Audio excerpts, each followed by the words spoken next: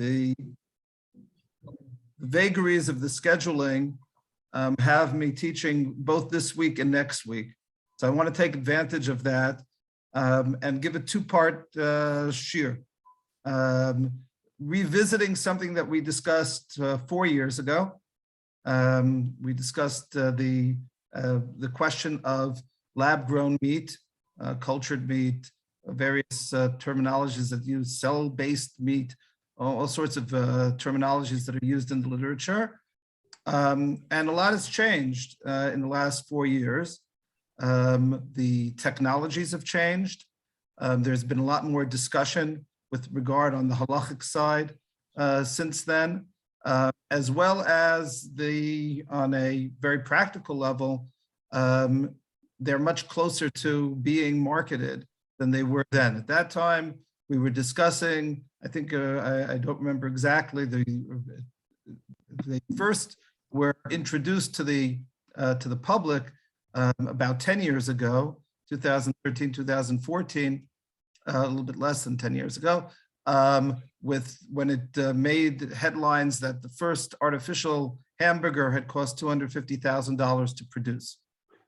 And at the time, when I gave the shir about 4 years ago, not about four, it was 4 years ago, it was Parshat Bereshit 4 years ago, the price had come down to about 3 times the price for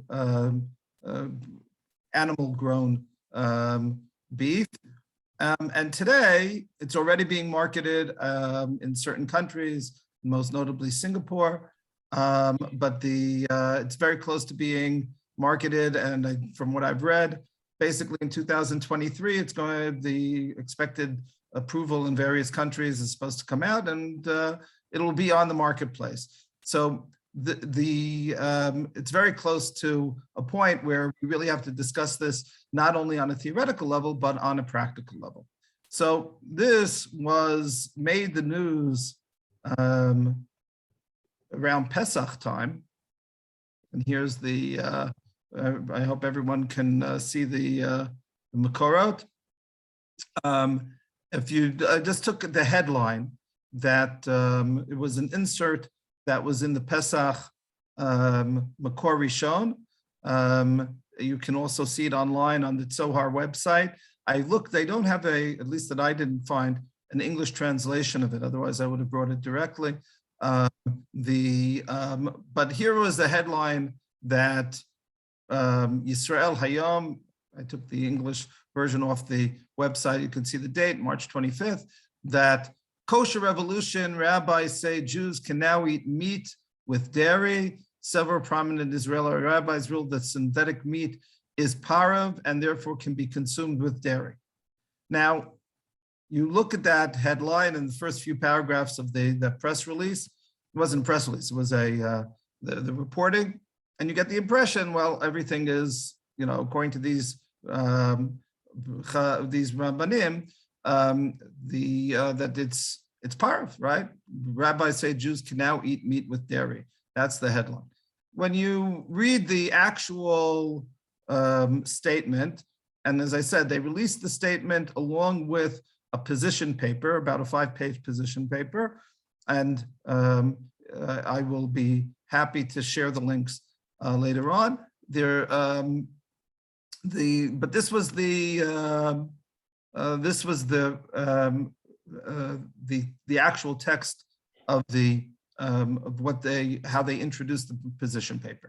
Ta'asiyat habasar hamiyutzar b'ma'abada, lab-grown meat. So if you're dealing with lab-grown meat, holechad u'mitpatachat v'atida litfos b'shanim hakrovot makom chashuv b'tzuna ha'enoshit. So is being developed and will in the next few years hold a prominent place in human nutrition. בשנים האחרונות, מאז הגיעה הטכנולוגיה הזו לשלבי פיתוח מתקדמים. So over the last few years, from the time that this technology started to reach its advanced development stages, דנו פוסקי ההלכה במעבדה מלכתי של תוצריה, So different poskim have dealt with the status of the various products. So different approaches, and we'll review some of them over the course of the next 2 weeks, have raised those positions that they are both permissible and they are, as well as those who are machmir. B'tchilat haderech, tהליך הייצור של בשר ממין זה התבסס על תאים שנלקחו מבעלי חיים בחייהם. In the initial stages of the development of lab-grown meat, so the cells were taken, the original stem cells were taken from animals while after they had already were alive.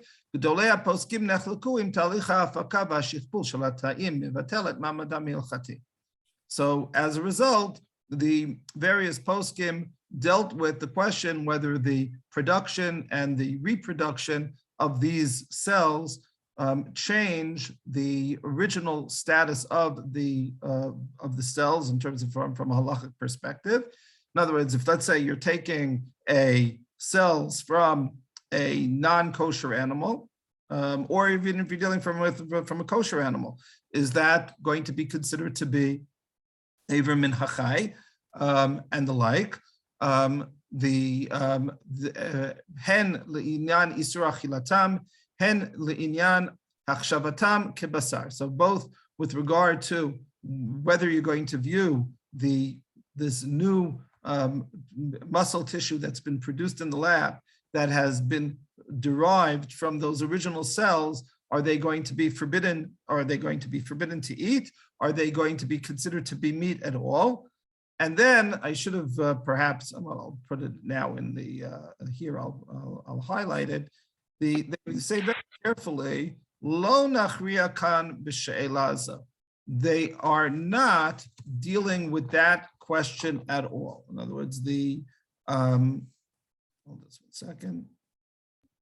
That is not the issue that we're dealing with. Why are they not going to deal with that? B'shanim, by the way, some of the authors, will take a look at the people who signed the document. Some of them were on record already with their piskei halacha because they had written articles on the question. B'shanim ha'achronot hechelu litpateach shitot chadashot la'achanat basar b'ma'ada al basis ta'im she'inam b'sariim.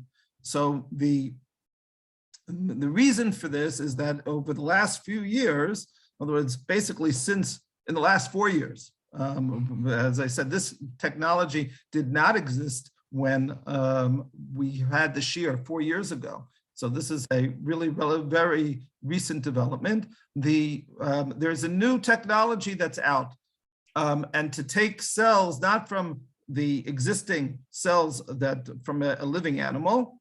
And the reason for this, by the way, is primarily probably twofold. One is economic, or perhaps so. From what I understand from going through, from Googling around the last few days, it seems as though the original technology is still being used by some of the companies, but the primary rationale in terms of using these other cells, and we'll see what they are in a second, is because this way it becomes even more permissible, if you will, for the vegan community. One of the major drivers, both in terms of the funding, as well as one of the PETA is actually a major funder for some of these ventures, as well as from a moral, ethical perspective, is that the idea is to make this meat acceptable for people who are vegans, and there are those vegans who were opposed to the very basic idea of them. Even if you're only dealing with one animal that begins it all, you're still taking it from that animal. So they didn't want to have any cells that were actually coming from a living organism or an animal that could be considered to be an animal from that perspective. The other aspect, which is also equally important, which will is the question of the platform in which this is going to be the cells are going to be used in order to develop. The original platforms that were being used were serum based. Serum is blood in which the various blood cells have been removed, and that raises obviously halachic questions, as well as from a vegan halachic perspective. Because if it's being the platform is one which is animal based, so then again, can you, if you're a vegan, view this as being something which has non-animal? So that's very problematic. So the both again from economic reasons, because the vegetarian platforms that the companies are using now, as well as from that moral ethical question. So they are now are switching over, or have already switched over to the vegetable-based platform in which the cells are going to develop after they're harvested. But where are they being harvested from? So here is getting back to the original document. So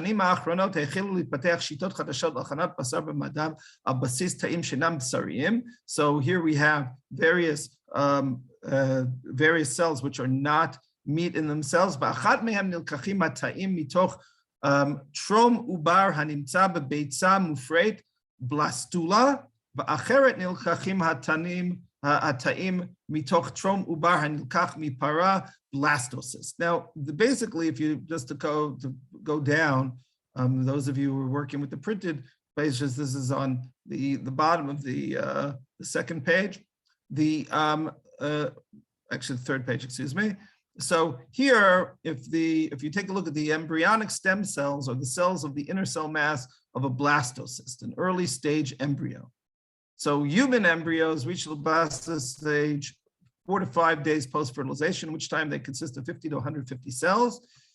Embryonic stem cells are pluripotent, we'll get back to that in a moment. But the idea of getting back to the name blastocyst arises from the Greek blastos, a sprout, and kystis, which is a capsule which has sprouted. And this is in other animals, this is a structure consisting of an undifferentiated ball of cells, as is called a blastula. Basically, the difference is whether you're dealing with a mammal pre-embryo, we'll call it, or you are dealing with if you're dealing with a non-mammal species, if you're dealing with birds and the like. So then it's called a blastula as opposed to a blastocyst, but basically it's the same thing. The major distinction is whether or not both in terms of the source of the animal and meaning the animal for which this is the source of, and also whether there are already cells which have begun to differentiate within this pre-embryo. In both cases, and now going back to the document, in both cases, this is harvested from the animal before it has a chance to actually, let's say if you're dealing with a cow, or for that matter a pig, any mammal, before it has a chance to attach to the womb, and this is a process which is actually wasn't developed for lab-grown meat. It's something which is used in husbandry of herds. Basically, what it allows them to do, you can do it in the laboratory itself with a form of IVF, or you can allow for the fertilization of the eggs inside in the animal itself, and then basically flush out the fertilized eggs from the animal, and then to have them develop elsewhere. In husbandry, what's used is basically they take the the animals which are considered to be the best breeding animals, and they accelerate the fertilization process, and they accelerate the ovulation process of the animal. Then they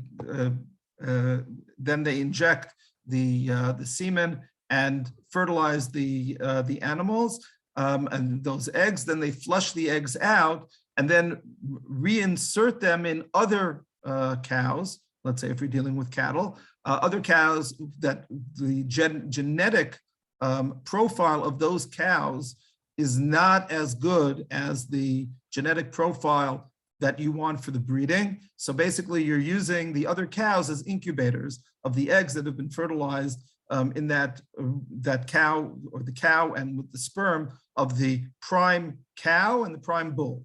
That's basically how it's used. So it's a process which has been developed and is well established and is used routinely in animal husbandry. So basically what the lab grown meat people are doing is using that same technology and now taking the embryo or the pre-embryo, because they've never had a chance to even attach to the wall of the womb. And at this point they are, so that obviously both from a technical side, and as I said, from the vegan side, again, we're never dealing with any animal cells that can be called an embryo. And halachically, perhaps this is also going to be significant because you're no longer taking cells from an existing, from a pre-embryo. And by taking from a pre-embryo, the argument is that this is going to be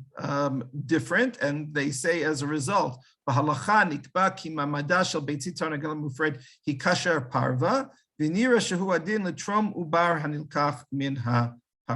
so basically, they want the argument of the signatories of this statement is that by virtue of the fact that you're dealing with this pre-embryo, it's the equivalent of an egg, and the same way that non-fertilized eggs are parav, as we all know, and are used routinely, whether in the kitchen, both with meat and with dairy.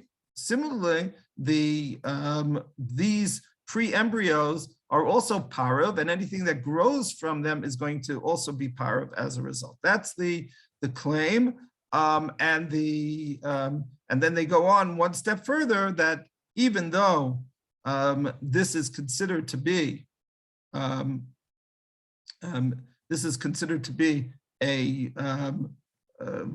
you look at it, it looks like meat, it tastes like meat. From a genetic perspective, it is meat. Nevertheless, it's not going to be considered meat, and it also doesn't have an issue of merit ayin, because once it's labeled and people know, so everyone you can treat it as though it is parav l'chol davar. And the signatories are very significant people, both people in terms of the just you can see the names. Moshe Bigel is one of the major people in Soar Kashrut, and is a Rav in the Hebron area. Rav Neria Gutel, who's a very well-known halachic author. Rav Baruch Gigi, Rosh Hashiva at in Gush. Rav Oren Duvdevani, who's the head of Tzor Kashrut. Rav Zev Weitman, who's the Rav in Alon Shvut, as well as the Rav of Tnuva. Rav Yaakov Verhaftik, who is a recognized posek in Dayan. Rav Aaron Katz, who's Rav in Ramat Gan, basically the acting Rav Rashi of Ramat Gan. Rav David Stav, the head of Tzohar. Rav Aryeh Stern, the chief rabbi of Yerushalayim, and Rav Yuval Shurlo of Tzohar. So you're dealing with very significant people who have signed on to this, as well as others as well. Now, however, and this is an important caveat, right? This is not the same as what was said before. When it was covered kosher revolution, rabbis say Jews can now eat meat with dairy, right? So the question is which meat? It's going to now, we're going to, over the course of the next 2 weeks, analyze the issues and question, well, should, this particular statement, what are the problems with it? Are there problems with it at all? And then we'll maybe try to guess, because this is this is definitely a form of nevuah. How is this going to play out in the years to come? Because over the course of the next few decades, and maybe even less than that, if the technology continues and it moves and becomes the dominant technology, so then this will perhaps totally change the way that kosher kitchens look. It also might impact on kosher travel, etc. All of these questions need to be addressed and raised, and to a large extent, whatever we say today is going to have to stand up to what will be actually, and looking backwards in a few years, we'll be able to look back and say, oh, this is what became the consensus. And I think that that's going to be a very important point, is that it's going to become a consensus. Maybe it might take a while, but the same way that if we go back, let's say 140 years or so ago, when electricity becomes the leading edge technology, and you have different shitot as how to view electricity and what the halachic position should be with regard to electricity on Shabbat. And now there's pretty much a consensus, and we've spoken about other times how maybe that consensus is going to change as the technology changes, but that's for a different shiur. But you basically get a consensus, and that becomes the position for quite some time. Similarly, this will be that kind of technology.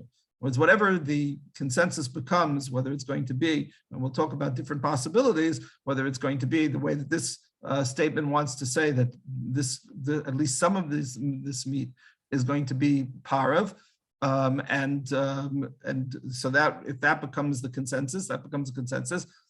There are others who say that it should be not considered not kosher at all, and that will be an issue. There are those in the middle who basically say that we should be treating it the way we treat kosher meat. So if the original source is coming from a kosher source, so then we'll treat it as kosher meat. And if it's coming from a non-kosher source, either because the animal itself is a non-kosher species, like pig or whatever it may be, or because the animal is a treifa and the like, or it's coming from, perhaps it's going to be considered aver min achai, as though it's a limb from a living animal. So then it's not going to be, so whatever it is, it is. So those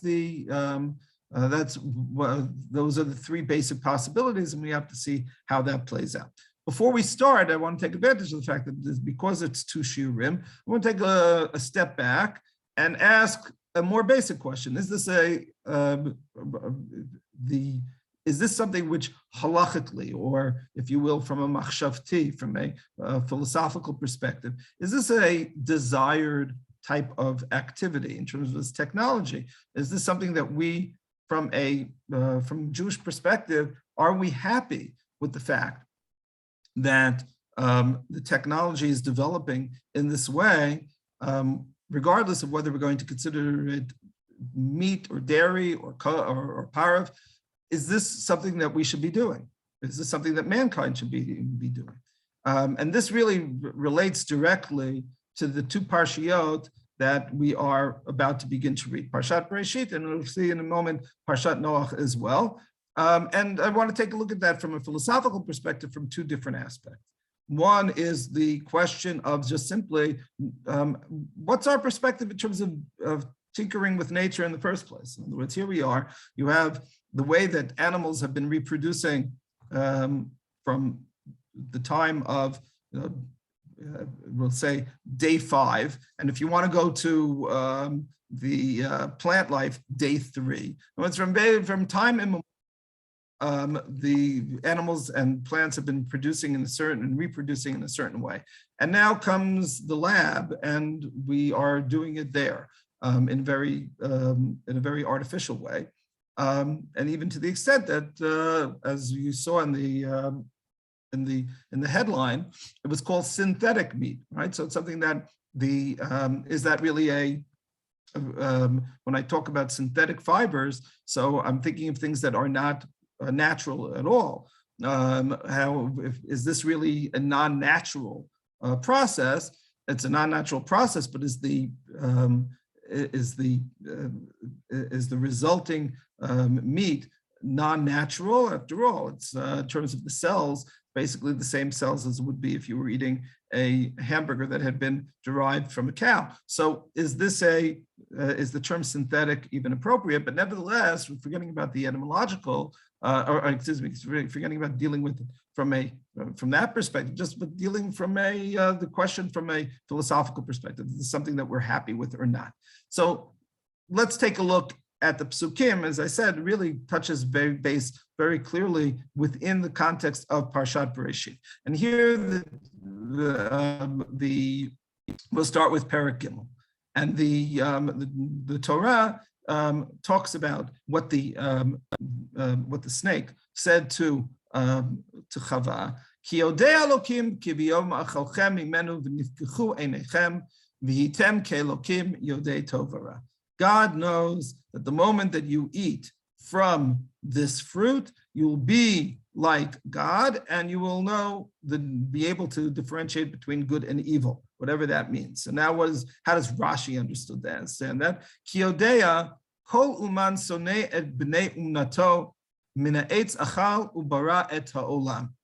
Basically, what the snake was telling Chava is that there is a certain, if you will, professional competition between God and man. God also ate from this tree, the snake claims, and that's how God knows how to create.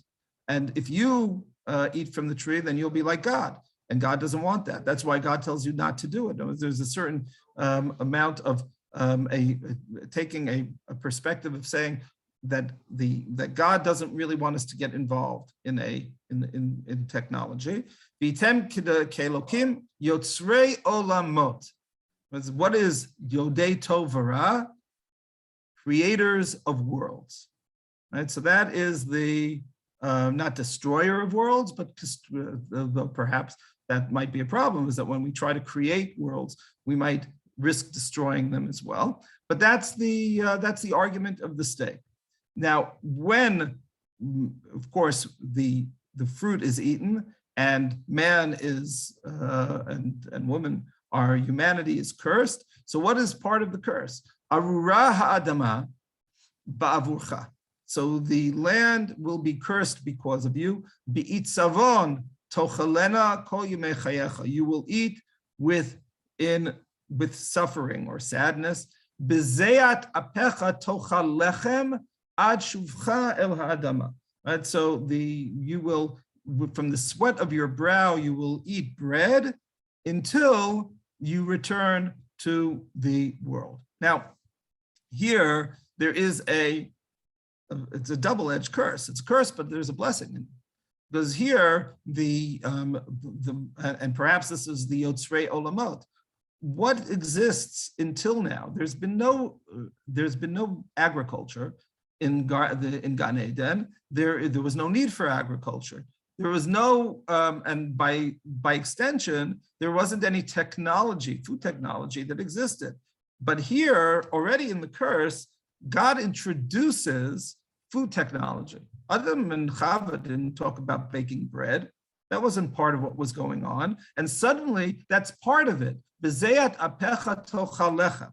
Right? You will eat bread from the sweat of your brow. So this is now becomes it's part of the curse. Arura adama ad shuvcha adama. You're going to return back to the ground, right? Even though we are able to, I don't know if you want to say conquer or if you want to say manipulate the world around us, but by virtue of technology, by virtue of the fact that we're going to turn the wheat into bread, but this is now, it's not something which makes us immortal. We will return to the ground. But that is still the fact that now this new part of it, so that's something which is very important in this regard. However, the Gemara takes it one step further. The Gemara in Pesachim, and we commemorate this Gemara every Motzei Shabbat. Gemara says the following: Tanya, Rabbi Yossi Omer, Shnei Dvarim alu b'machshava libarot be'erev Shabbat, v'lo nivru ad Motzei Shabbat. There were two things that God intended on creating before Shabbat, or meaning on Erev Shabbat, but were only created on Motzei Shabbat. What were they? Natana Kadosh Baruch Hu de'ah ba'adam harishon me'ein dugma shel mala. So God gave man the wherewithal and the intelligence to act along the lines of what God had done during creation. Me'ein dugma shel mala. Very telling phrase. What does that mean? And what did he do? Took two flints and rubbed them together, and that developed fire. So one of the technological developments that was done by man on Motzei Shabbat was the creation of fire, and that's what I said. We commemorate that every Motzei Shabbat when we say Borei Morei Ha'esh.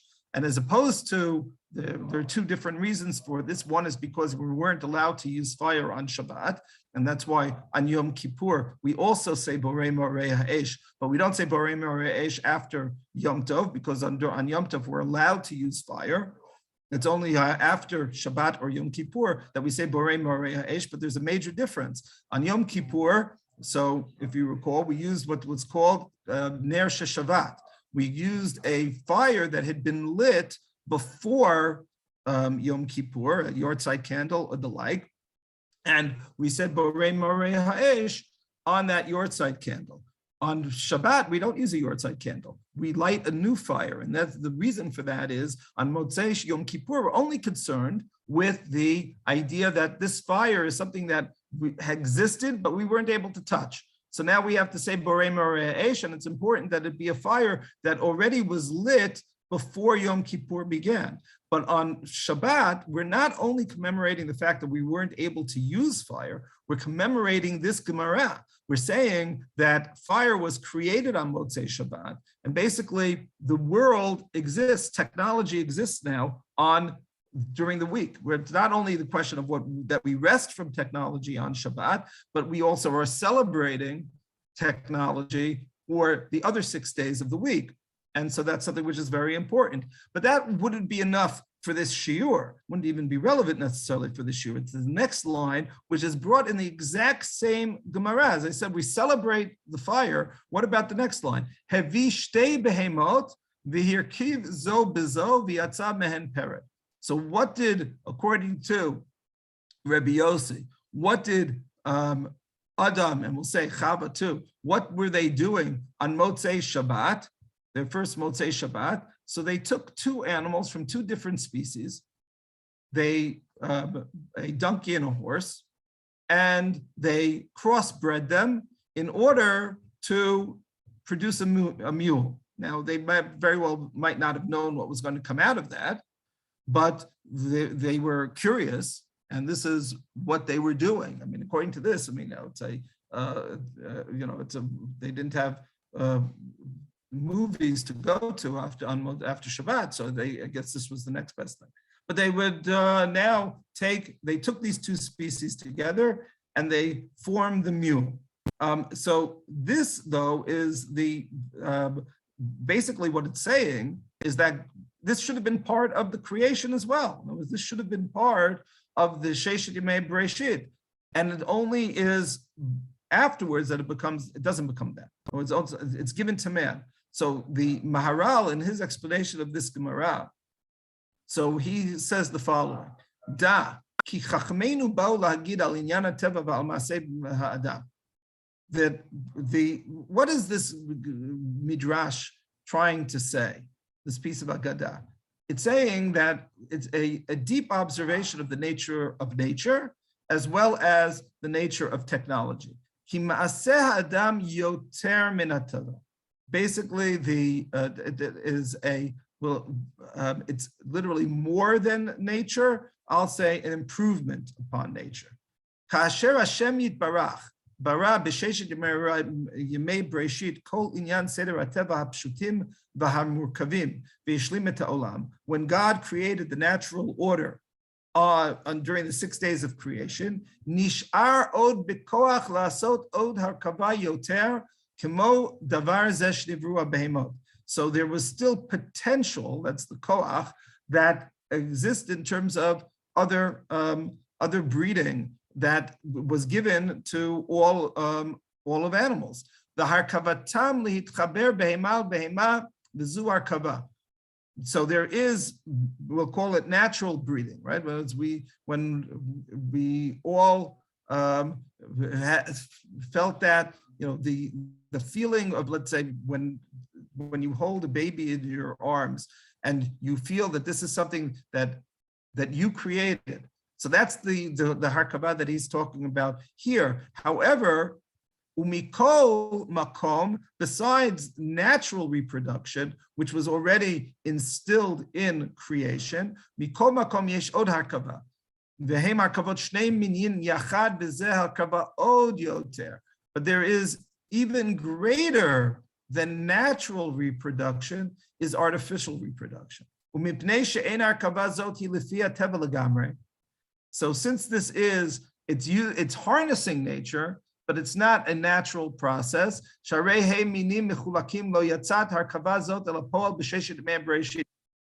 Yossi is trying to say is, why couldn't God create mules during the 6 days of creation? And if he created donkeys, he created horses, why couldn't there be mules also? Because this isn't part of the natural order. It's harnessing the natural order to create things which are not quite natural. So this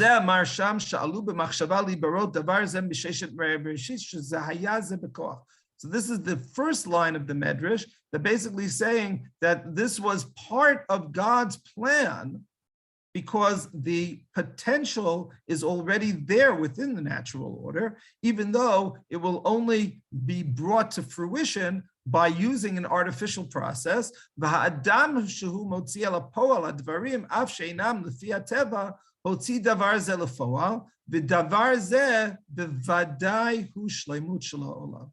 So this idea, the Maharal says, is part of the perfection of the world. In other words, the idea that we are taking this and using technologies, so that's something to be celebrated, and is what we're supposed to be doing. We're supposed to be harnessing nature. That's exactly what God intended, and we already see that in terms of, let's say, where do you draw the line? Why is it okay to be using technology to bake bread, but not to make a mule?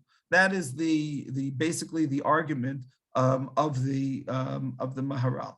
By extending it, so then of course other technologies, food technologies that we're familiar with, is just an outgrowth of that. We're more sophisticated. We have better understanding of the natural processes that can be harnessed and should be harnessed, whether it's using the genome, whether it's using other forces within the laboratory. So there's no reason why not to do it. However, this is not the only position in Chazal, or I should say Chazal, amongst the Rishonim and the Achronim, and here the Sefer HaChinuch talks about this. This is with regard to the Isur of Kishuf, of sorcery, and the Sefer HaChinuch being written in the 13th century, so is of the opinion that there is that when you are a magician, a sorcerer, you are harnessing natural forces in an unnatural way. And so he says that as a result, Uvimelechet, or this is, by the way, is I think we've spoken about this in the past, but this is as opposed to the Rambam, who basically views astrology, sorcerers, and the like as being charlatans. So other Rishonim were of the opinion that there is power to these otherworldly forces, and that you're basically harnessing the natural order in an unnatural way, and that's asur. And so here, the Sefer HaChinuch, who follows in that direction, so he now says the following: Lechet hatarovet yesh bat stadin shelo hurshu bnei adam lishtamesh behem.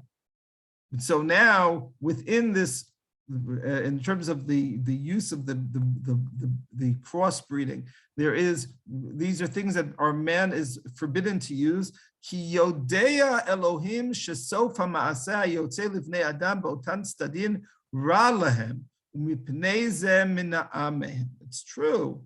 The Sefer HaChinuch says there are these forces of technology. There's no question that these forces of we won't call them technology, these forces of nature that can be harnessed in different ways, but there is a danger in using that.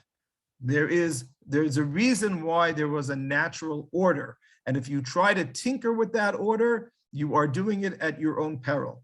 That is the lesson of the Isur of Kishuf. Perhaps also the Isur of Kilayim, of crossbreeding. That is the idea that's being said here. However,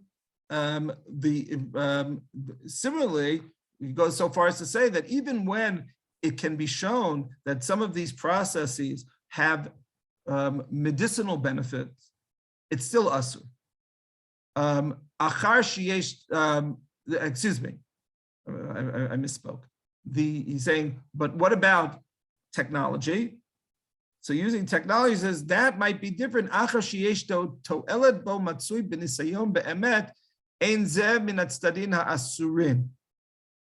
So now you have, if you can show that there is actual benefit on a regular basis through experimentation, so then it will be permissible, because lo nesru rak mitzad hanezek shebehen. The only isur is because of the potential danger. Now, of course, the problem is that how do you know beforehand? That's exactly the point of the experimentation.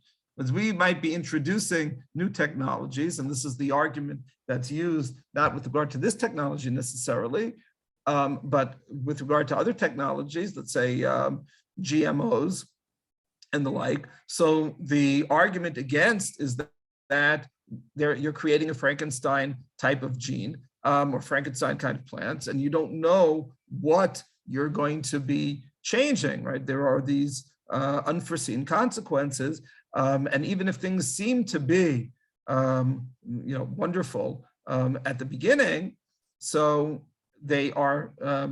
You're going to have all sorts of problems down the line. So this last line, even though he's saying, well, if you can show that it's beneficial, so on a regular basis, so then it's okay. But that's exactly the problem. Is what perhaps once you have the result, so then maybe it'll be mutter, but was it permissible to be going down the path in the first place? So you have two different approaches. You have the Maharal, who is pro-technology, go with it. This is exactly what we're supposed to be doing. That's the Medrash. That's why we say Havdalah every Motzei Shabbat. That's something which we should be celebrating. And a far more cautious and even jaundiced eye view of the processes which is being expressed by the Sefer HaChinuch. So that's just one question that needs to be thought about. Should we be rushing headlong into new technologies in general, and specifically with regard to this technology? The other issue is the question also, which is founded from these parshiot, is what I referred to earlier in terms of describing the vegan perspective. And that's the question is it something which is superior? In other words, there are all sorts of benefits to be gained from this, perhaps from an ecological perspective. As we all know, the amount of greenhouse gases that are released from the meat production industry. So that's something which accounts for something like 25% of greenhouse gases that are released into the atmosphere when you talk about the animals themselves. If you're talking about the fertilizer that's needed to fertilize all of the fields that are being used for animal feed. If you're dealing with the pollution that comes from all of that fertilizer, if you're dealing with all of the water resources that have to go to be used for the production, efficient production of protein from meat, and so now that's being changed. Okay, so that could be from, if you will, from an economic perspective. That could be from an ecological perspective. What about a moral perspective? Is lab-grown meat morally superior to animal-based meat? And that is that comes to a question whether do we view, at least in theory, vegetarianism or veganism as being something which is morally superior to meat eating. And here we can take a look at two different parshiot, one from our parsha and one from next week's parsha and Parshat Noach. And here the Torah is very clearly drawing the parallel. God in Perek Aleph, and God tells man, after telling him to, telling mankind, because he's addressing to both the Zachar and the Nekeva. So telling humanity to reproduce and to conquer the world. So that seems to be a tzivui to both man and to woman. And then it says, Uridu bidgat hayam uva'of hashamayim uv'chol hachaya romeset ala aretz. And so part of the idea of conquering the world is to rule over the fish, the fowl, the animals. And then, having said that we are entitled to rule over, there's a limitation that's already put into the original mandate that God gives humanity. Vayomer Elokim, hinei natati lachem et kol esav zorea zera asher pnei kol haaretz v'et kol ha'etz asher bo pri et zera zorea lachem liyeh la'ochla. What are we allowed to eat? And so here, everything here that's mentioned is specifically vegan. We're allowed to eat the grass of the field. We're allowed to eat the fruits of the trees. That is what we're supposed to eat. And similarly, by the way, l'chol chayat haaretz, l'chol of hashamayim, l'chol romes al haaretz, asher bo nefesh chayat, kol yerek ha'esav la'ochla. It sounds as though not only us, but all of animal kind, at least at first, is not allowed to, is not given a mandate to eat other animals. I mean, again, whether this is supposed to be taken literally, not literally, I'm not 100% sure, but certainly, based on what the Torah is saying, is that the expected source of food for mankind and for the animal kingdom as well seems to be we're all supposed to be herbivores. That's that is what comes out of Perek Aleph. But if you compare it to Perek Tet, it's even more it's even more explicit, because there you have the after Noach and family come out of the Teva, so we have the same type of wording, right? It was in Pasuk Chavchet in Perek Aleph, it was Vayivarech Otam Elokim. So here there was Vayivarech Otam Elokim, and here it's Vayivarech Elokim et Noach ve'et banav.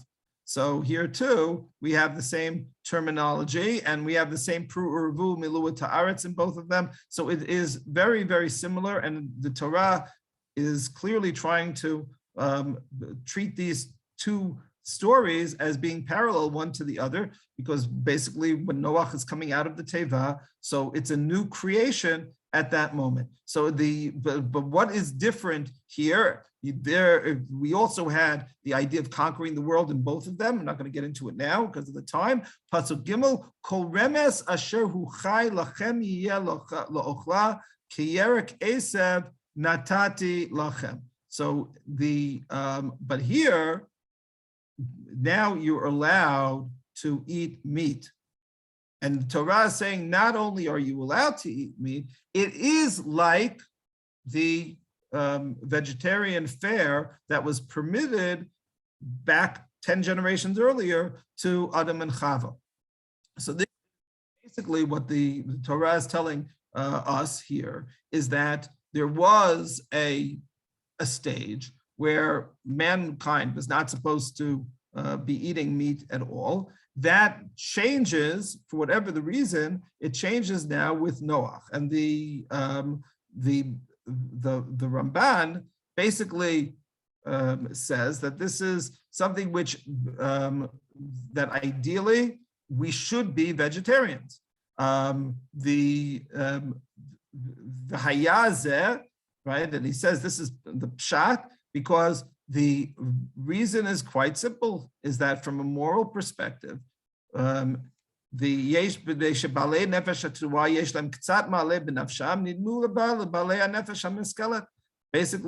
we have the similarities to the other animals, and we should not be eating that. However, mankind has had a moral fall. So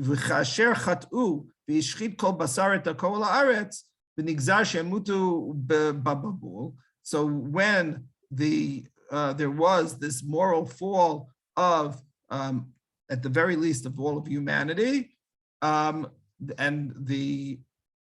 perhaps the rest of the animal kingdom as well. So at that point, we were permitted as humanity to eat the other animals. But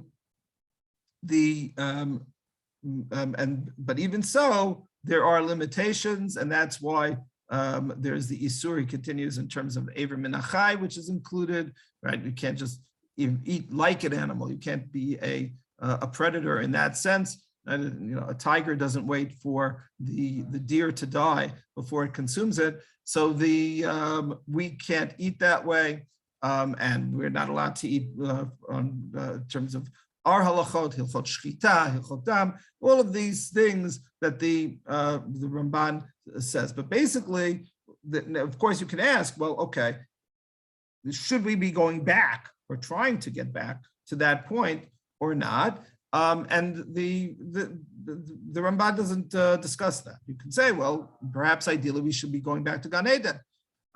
Or you could say, well, had there not been the sinning of man, that was great, but now man has sinned, and therefore the ideal now is to eat meat. After all, there are many mitzvot that are connected with eating meat, starting with korbanot. So this is something which we should not necessarily be looking at from a negative side, but we should be saying, okay, this is something which is all right.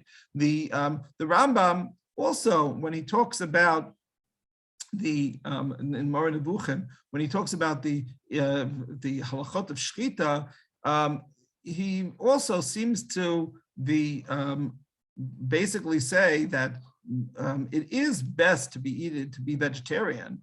The only thing is that it's not particularly practical, because the best meat is that of animals permitted to be used as food.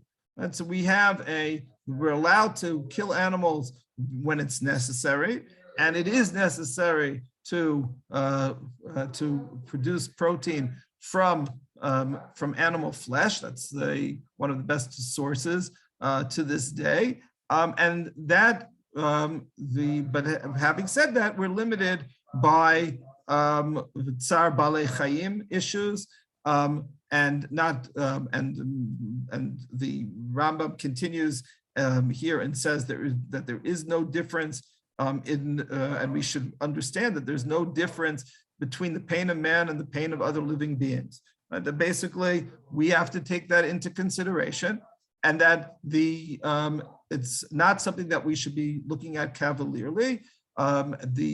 This has implications in various areas of Hilchot Tzar Balei Chaim in terms of the way that food is produced today before the lab. But this is still a limiting factors, and this is something which is very important. But this is the, if you will, the underlying superstructure that we're dealing with. And so you can make a good argument that if you now have lab-grown meat as a possibility, this is something which we should be embracing, not only because of the practical, economic and ecological concerns, though those are very important as well, but from the moral perspective. And it was the argument that I mentioned earlier, the explanation as to why the industry is shifting or has shifted from the apparently just from a technological perspective, it was easier to derive the cells for the original cells from the from a non-animal, from an animal source and not from a pre-embryonic source. But the shifting to get those cells from there, as well as the shifting in terms of the platform that in which the meat is going to be going to be formed in the laboratory, is because of these different aspects. So because of the vegan concerns, and so that could very well be a Jewish philosophical concern. The one who perhaps would most strongly back that idea would be Rav Kook. Rav Kook wrote an entire treatise on a monograph, really, on the idea of vegetarianism. And his idea is that that basically this is something, on the one hand, the vegetarianism is an ideal, but it's something which we need to understand why we're not there yet. And so first of all is that he talks about the fact why there isn't a moral problem. He calls it of eating meat today. So he says something which is very interesting. He says basically he equates in this regard, or comes close to equating humanity and the animal world. And he says what he calls mas ha'ma'avar, the cost, the tax that we all have to pay, in the tax that we have to pay in order to develop as a species, to become a moral species. Basically, what Rav Kook is saying is that we have to be looking at the world as the history of mankind as being one of perhaps developing to go back to Gan Eden, but we have to be we're moving forward, that we are hopefully in a morally higher ground than earlier generations were.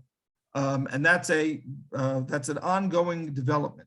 So he says, but that comes at a cost. And so part of the cost is, from the animal's perspective, is that they're going to be consumed by other animals and by the super predator called human beings. The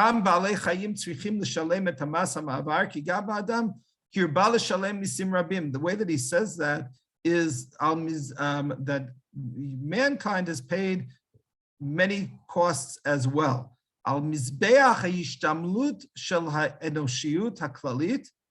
this altar of human development, it's a very very strong phrase, the altar of human perfection, the altar of human moral development. How many hundreds of millions of, perhaps even billions of human victims have there been through warfare and the like, in this ongoing saga of human moral development.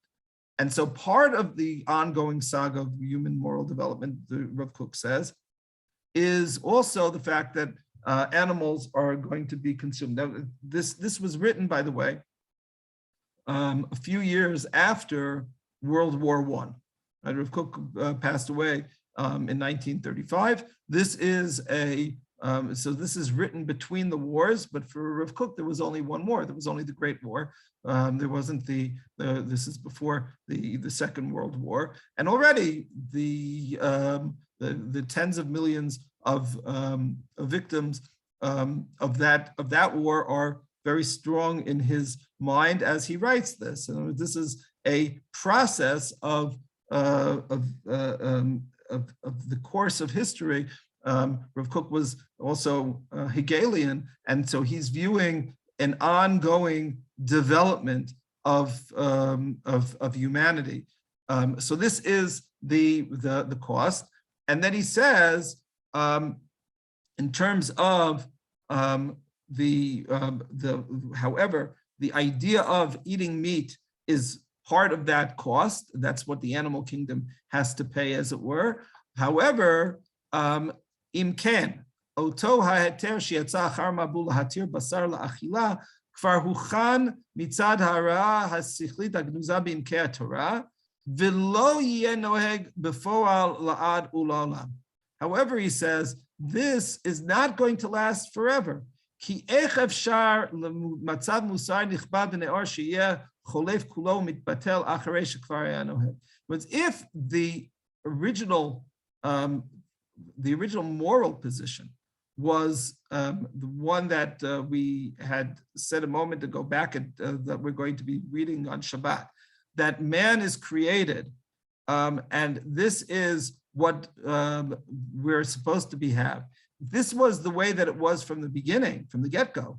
So it doesn't make sense that should have changed, or at least it changes from a technical perspective, that we're not where we're supposed to be, and therefore we're allowed to eat meat. But from a deeper moral sense, an ultimate moral sense, we should be going back to vegetarianism. However, he says that you can't do this prematurely. And because he's viewing human development just as development, so he's saying that he says that if you were to try to create a movement of vegetarianism, a movement of veganism prematurely, then when mankind has not reached the point of moral development that it can allow for it, that will backfire and backfire even catastrophically. So he says the following. So he says here at the bottom of the bold, what are you going to do? Say that we should now be moral as though we've already reached the point where man is not, there are no wars amongst humanity. Nobody even dreams of killing another human being. So now we'll move on to the animals, and we shouldn't be killing them either. So he says that is when we have gotten rid of, and he continues, when we've gotten rid of, remember, again, it's right after World War I, when we've dealt with the problem of nationalism, and we've dealt with the issues that are coming up now with the rise of communism and fascism, and when we've dealt with the end of racism. All of these things are mentioned explicitly by Rav Kook. So if he says that, then we'll deal with vegetarianism as well. But first, let's deal with mankind's problems, and then we'll deal with this. However, having said that, and I'm not saying that we are in a better point, I think that to a large extent, even with everything that's going on in the world today, at the very least, the lip service that's being given to what we call human rights and the like is something which is far superior to the situation that it was 100 years ago when Rav Kook was writing this, roughly speaking. So here we're dealing with a situation where things have improved, but nevertheless, if you have now an opportunity to be moving away from the wanton slaughter of millions of animals in order to feed humanity, so then I think that certainly Rav Kook, and I think that the Rambam and the Ramban and others would agree that this is something which is morally superior and something that we should be embracing. So both from a technological perspective, especially if you take the approach of the Maharal, as well as from the perspective of perspective of if you will, what lays at the heart of veganism and vegetarianism as a value, so a moral value. So then I think that the move to lab-grown meat is something which is going to be something which, from a philosophical perspective, is something that we should be championing. This is, as I said, the background. Now we have a few minutes left, about 10 minutes left. So I would like to, with this, begin to talk about some of the halachic issues that are involved, and we're going to continue that conversation, Bezrat Hashem, next week, and we'll talk about focus both on the technologies as well as focusing on the halachic issues that are at play. So we mentioned that right now this is the psak that was given, and we're going to come back to that psak as well. The psak that were given by the Tzohar declaration was basically assuming that we're dealing with pre-embryonic cells. Now, there are those who disagree with that as well, but we'll leave that aside for the moment. What about the other technology? Now, the other technology, there are, from my reading, and I'm far from an expert in this, but basically there are two other primary technologies that are being used, or one is the same technology, but using those cells that have harvested from living animals. The other is which is something which is a little bit further down the road, is using 3D copying to be copying making the copies of the meat. Now, the advantage of that or the differences between them is one is being the breeding of or I shouldn't say breeding, but the reproduction of the cells and having those cells form a tissue is one type of technology. But so far it hasn't reached the point where you can create a steak from that. And it was basically the meat that's being produced, whether it's and they've been successful both basically with various species, cattle, with pigs, with using it for fowl. There's lab-grown chicken as well, and other species. But creating a slice of meat, that's something which so far the technology has not reached the point. It was all of the issues of, let's say, if you have a steak and the marbling of the steak with the different fats and the muscle. Also, this is something which I haven't seen dealt with at all in the poskim. And I can understand why. Perhaps we can maybe touch upon it next week. But the issue of blood that's there. Like if you have a rare steak, so even though you have salted the steak, what my mother would say when I'd say, "Oh, that's blood," and she'd say, "No, it's meat juice." So the meat juice is basically blood, or part of it is blood. You're never able to get every drop of blood out of the meat, and if we did, it would probably taste terrible. And so that's also part of it. So should we be considering that as dam as such? But having said that, you still don't have technologically from the lab-grown meat that doesn't exist. But other technologies which are being worked on, which are, as I said, more experimental at this point, is to take a structure of an actual steak and to copy it. So if that's I just read a piece yesterday, I think it was from Carnegie Mellon, where they are the same type of procedures that allowed them to use 3D copying to create an animal heart. And this is also the technology that's being used to create organs for organ transplants. So that technology could be used to produce meat as well. So that would be also have a different, perhaps different halachic considerations because of the where did that original steak come from? So that hasn't even been, I haven't seen any, I shouldn't say it hasn't been, but I have not seen any halachic discussion with regard to 3D copying, because the same way that this last article that we began with was dealing with technologies that didn't exist 4 years earlier when we last visited this discussion.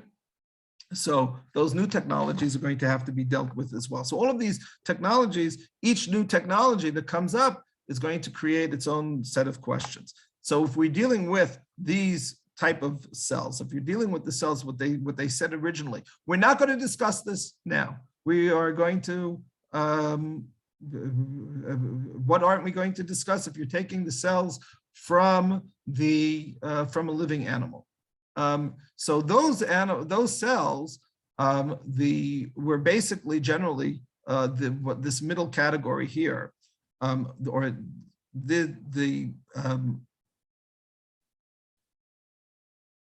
this middle category, the pluripotent stem cells, which are taken from the embryos, but after the embryo is already more developed than in the pre-embryonic stem cells that we were talking about before, or multipotent cells. Each type of cell is a little, you could say, from the potency. We're seeing that there's a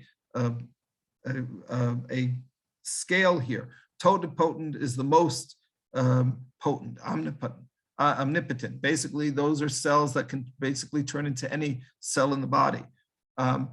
Pluripotent are their descendants, and they already are going to have some specialization and can develop into certain types of cells, but not all, but to have more flexibility than the so-called multipotent stem cells, which can differentiate into number of cell types, but only if those of a closely related family of cells. So you'll have muscles cannot necessarily also turn into nerves and the like. But so you have that, those are the type of cells that are being used. Now, then if that is, so one basic issue is the question of the derivation. And we have a basic klal in halacha. Basic klal in halacha is this klal of, and with this we'll close because I have 2 more minutes, but basically just to begin the discussion in a week, and that is, to what extent does the original source cell play a role in the, if you will, in its descendant, in what is produced from it? So here there is a klal in halacha, hayotze min hatamei tamei, and this is expressed in the Mishnah in Bechorot, source number 12, which says the following: Behema tahora, sheyalda kimin behema tmeya, mutar ba'achila, utmeya sheyalda kimin behema tahora, asur ba'achila, sheyotze me'atamei tamei. Basically, what are we dealing with? If you were to have a non-kosher animal that would somehow give birth to an animal, a kosher animal that would give birth to a fetus which had simanim of a non-kosher animal. So that animal, even though it looks non-kosher, is kosher because it's coming from a kosher source.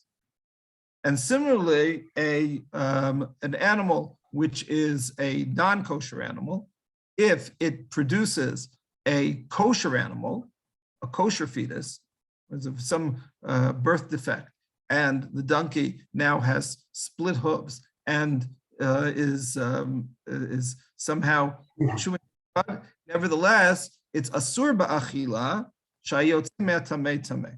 The halacha takes that case, which is basically a theoretical, and deals with it directly. And this is what the Rambam says here, number 13. Kol ma'achal hayotze mimin min haminin ha'asurin shlokin al chilatan harei oto ha'ma'achal asur ba'achila min ha'torah kigon chalav behema v'chaya ha'tmeim ubeitzei of v'dag ha'tmeim. So if you have anything which is produced from a non-kosher, it is non-kosher. That's why non-kosher milk is not kosher. Yeah, Phil. Done? Is that what you're trying to say? Yes. Phil, do you have something you want to say? Yeah, except for bees and honey. Right, correct.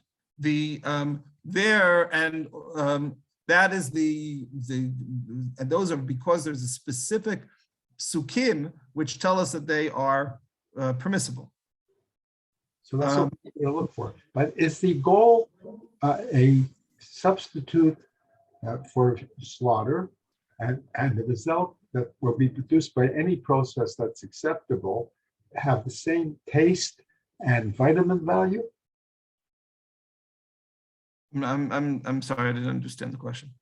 Well, the question is, what are we looking at? Is it just the novelty of having a fake hamburger, which now exists, or will the end product of any of the allegedly kosher processes, I say allegedly because I don't know which is, but are they talking about an end product that has the same taste and the same vitamin? That's certainly what these companies are trying to produce. In other words, they're trying to produce things which are identical or perhaps even superior to the natural product in terms of taste, in terms of texture, in terms of, we'll call it eating satisfaction. So I was not looking at it from a commercial view, but looking at Hilchos Shchita. Basically, Hilchos Shchita was developed on the basis of least pain to the animal. Right. So there's nothing which is going to be less painful to the animal than if the animal is never killed. Oh, exactly. So I think that's an important argument. My father was a shochet, so this is a very sensitive subject. Right. You could say that.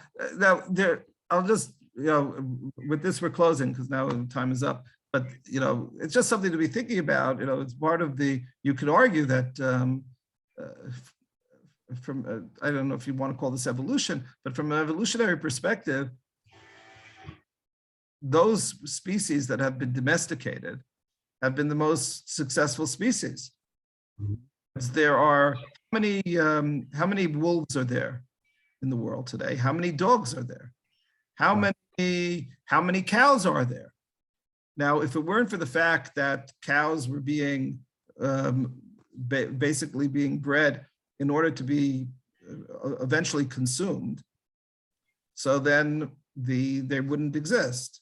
Certainly not in the numbers that they exist now. So is it better for this is beyond my pay grade, but is it better for a cow to have lived 7 years, and then as somebody put it, was like, again, this is also a question of how they're being bred and how they're being what kind of conditions that they're being lived in. But let's say they're living on the range and they're having a good cow life, and then they have one very bad day.